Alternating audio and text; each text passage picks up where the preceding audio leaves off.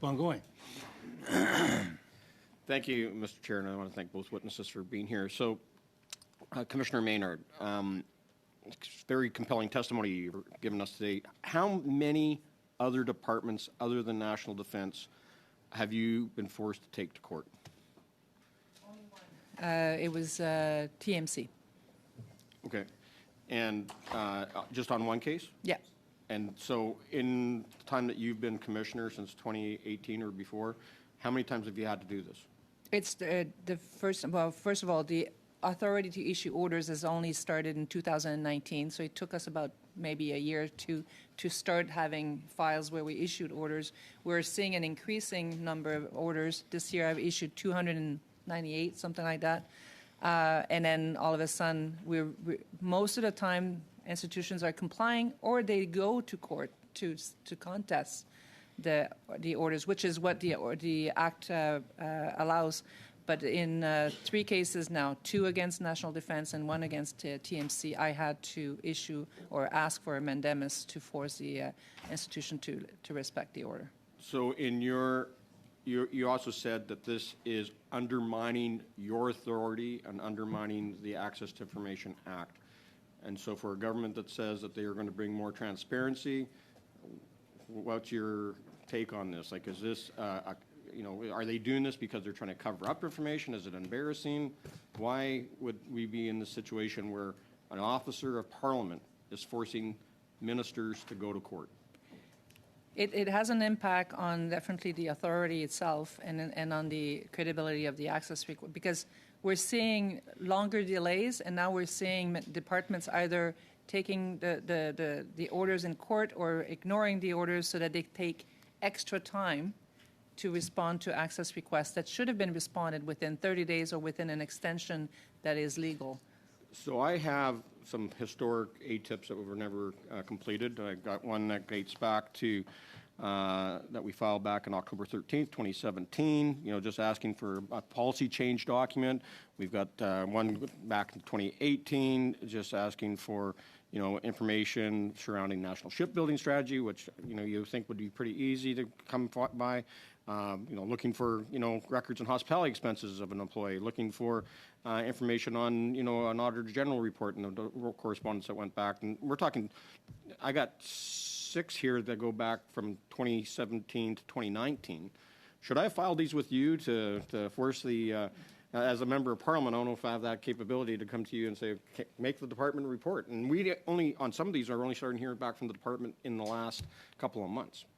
And they still haven't given us the information. I was going to ask you, do you have complaints with my office? I don't think we do. Should Well, the process is there for that. And there's a timeline in the Act, and then if you don't get an answer within 30 days or within an extension that is taken legally, you have the right to make a complaint within 60 days of knowing why you want to make that complaint. So you have a right to complain to my office. So is this being, because it's the department or the minister, or are they incapable? Are they incompetent? Is it a lack of leadership, or is it a political scandal and a cover-up? There's a lot of factors that affects a department's ability to respond. There's, like I said earlier, information management, the culture of the department, lack of resources, a lack of tools.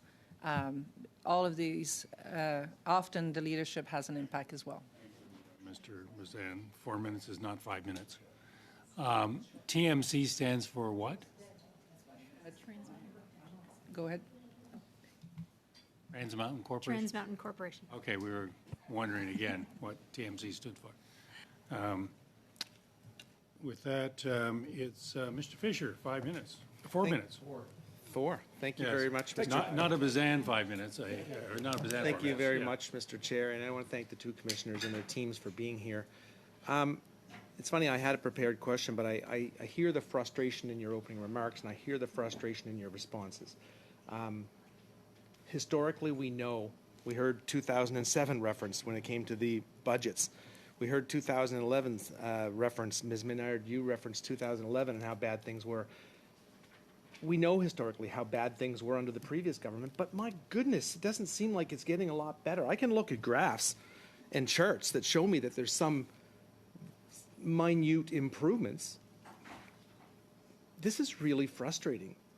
It's one thing for, us to sit here and say the opposition years ago was really bad, and then sit over there and say, oh, you guys are really bad. We, as a committee and as a government and as ministers and as departments, need to do better.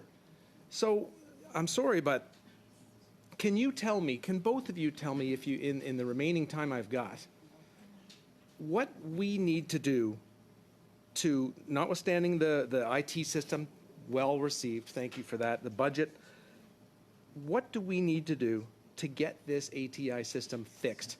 I know that I'm not leaving you an awful lot of time, and I know I'm frustrated. I hear your frustration. I hear the frustration from members around the table. What do we need to do to get beyond what I see in charts as incremental improvements? I'll, take 2 seconds to pat ourselves in the back for incremental improvements, and then get back to work. What do we need to do to make this better? So I agree with you. Things don't change. When it's your information, you're protecting it, and when it's not your information, you want it. If you want things to be changed, you need to change the culture. The culture within the government, the leaders have to provide priorities, clear objective, resources, training, innovation. We need legislative changes, which right now we are going to be waiting until 2025 to have another round of legislative changes. And that's going to be just a start of the legislative change. There's going to be consultation probably. So I'm not even sure I'm going to be there for that. But we definitely need a stronger legislation. That act is 40 years old, and it hasn't changed that much. And we need investment in money and also in resources to respond to the access requests are not going to go anywhere. People are asking for information. They know they have the right to do it, and they are doing it. Ms. Soloway, I think there's a little bit of time left. I'm not quite sure how to answer. To be very transparent here, to my knowledge, I'm not sure that my predecessors have asked for a budget increase in previous years. So I cannot say that requests were denied. But I do think that we do need some flexibility built into our budget to be able to address sui generis situations, making sure that we don't waste money, but making sure that we have access to the money when we need it. I think that that's one particular issue. But as I said, it's going to be up to us, and this is what we're in the process of doing, looking at our organization, and we'll be ready, hopefully, by the next budget cycle to make a clear-eyed request about what is required. Thank you very much for that, and thank you again both for your opening remarks, your comments to all of us. And I think it's incumbent on us as a committee to stop with the they're worse than we are, we're worse than they are, partisan sniping, and just get down to work and make this system better for you folks. Thank you. Thank you, Mr. Fisher. A minute and a half, Ms. Normandine. Merci beaucoup, Madame Ménard. Thank you very much, Madame Ménard. 2 weeks ago, I referred to your report in part, the 2020 report, where you said that officials don't tend to disclose too much to avoid sanctions, that sometimes they say that information is confidential by force of habit, and often their task as to ATIP requests are one among many tasks. And some people say, oh, there doesn't seem to be a problem, the work is being well done. These are officials whose job is entirely to focus on ATIP requests. I'd like to hear what you have to say about this so that your testimony can also stand. It's true that the units that are dedicated to working on ATIP requests, that's what they do. And it's actually a vocation, to work on access requests. Because on the one hand, you have those people that are requesting the information that are unhappy about not having it. And then on the other hand, you have departments that don't want to provide you the information because they have other things to do. And the responsibility of officials under the Act, those are parts of their responsibilities. But I don't think it's something that they're taught, actually. And it requires some leadership to say that this is part of the priorities of their department, and it's not simply just a sideline that they don't really have to do because it's not important or it's no fun. Normandine, minute and a half, Ms. Masson, maybe a couple more seconds. Thank you. I don't want to put you in the middle, and I think Mr. Fisher has the best of intentions in terms of he's certainly right in terms of It shouldn't be partisan. This should be about getting access out there. But when we talk about a change in culture, or you talk about leadership and showing that leadership, the need for the investment, the need for resources, I do often wonder how much of that is deliberate in terms of when one group has power and the other wants information, and then the other one has power and they want information. How much do you think, or what can we truly do within that legislation to ensure that all of that partisanship is taken out of the equation, and to ensure that deliberate under-resourcing of institutions occurs? Well, Not an easy like we say, agency parliaments right now, there's only 2 or 3 that have an independent mechanism to obtain their own finances outside of the government. We are unfortunately some of the 2, or I think there's 6 of us that don't have a mechanism for independent financing. That's definitely would be the right step forward if I am able to obtain, as we say, the resources when there's a surge of requests or a surge of complaints, or when we have an IT system that falls, or like we don't have to use our own our own resources to fix things. That's a changing the law, making it stronger, making it a priority, making proactive disclosure a priority, and proactive disclosure being under my authority to investigate. Right now, Part 2 of the Act is not being even looked at. We don't even know if institutions are respecting their proactive disclosure obligations, because nobody has a purview or an authority to review that.